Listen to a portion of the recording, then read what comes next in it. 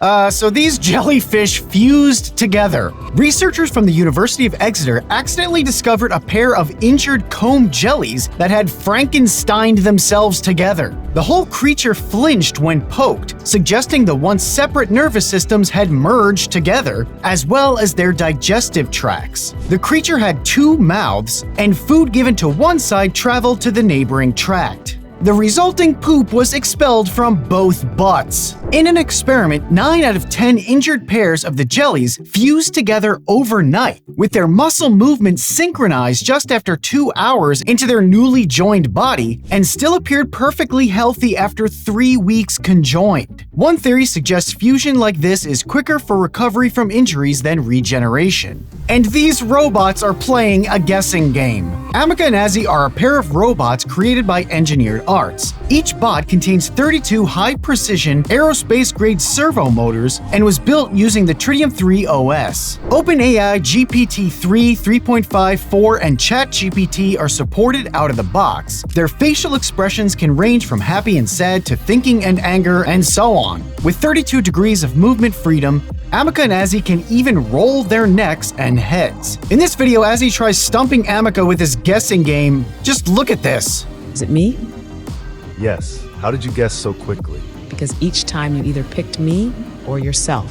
Yeah, that's definitely not scary at all. This is the latest in science news. This is MindBlow. Here are 7 new Star Trek frogs. The new species of tree frogs have been revealed by a team of researchers in Madagascar, and their names give homage to Star Trek.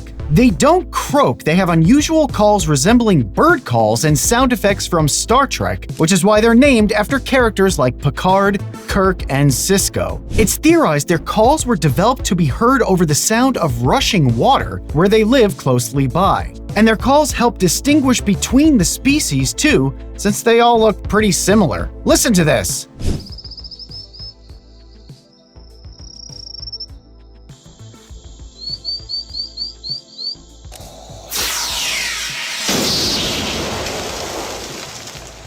We've just discovered the first person from a Norse saga. The 800-year-old Sverre's Saga says, they took a dead man and cast him into the well and then filled it up with stones. And now a team of scientists from Scandinavia, Iceland, and Ireland have evidence the well man really existed. The team analyzed a set of bones first discovered in 1938 at the well described, located at Sverresborg Castle near Trondheim in Norway. The bones belong to a man believed to be between 30 and 40 years old, likely with blonde or light brown hair and blue eyes, and died around 900 years ago, which is consistent with the 1197 Sverresborg Castle invasion.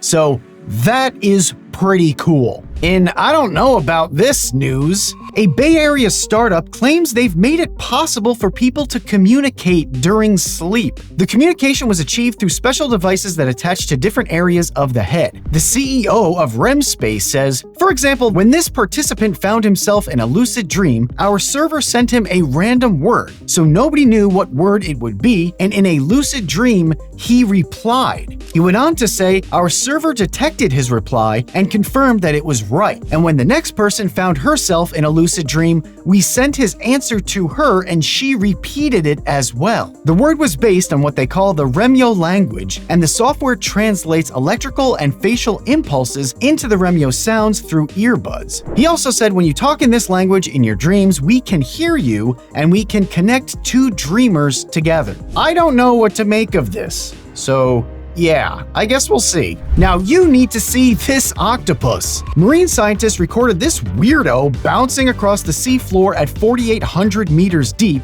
right in the abyssal zone. The expedition, known as the Trans-Pacific Transit, had researchers from the University of Western Australia using submerged laboratories to look at what life could thrive in the freezing temperatures and permanent darkness. Because of the extremely difficult to explore area, we don't know much about this octopus, except that a study suggests that at the apex of each seafloor bounce, it spreads its arms to catch prey. These observations, made between 2020 and 2022, marked the first time that particular feeding behavior had been seen, and I just think it looks cool. Here is the smallest water drop ever seen.